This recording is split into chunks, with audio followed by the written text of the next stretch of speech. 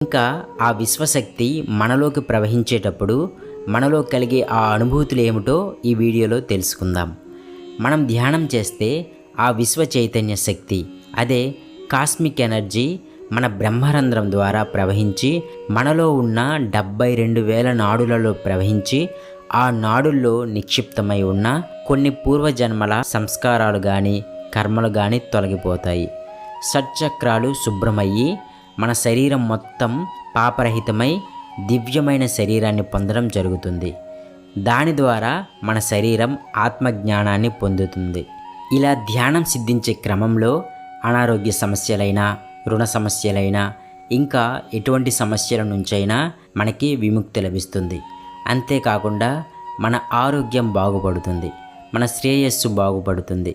అలాగే మన అనంత కర్మలు కూడా దగ్ధమైపోయి పరిపూర్ణమైన జీవితం లభిస్తుంది.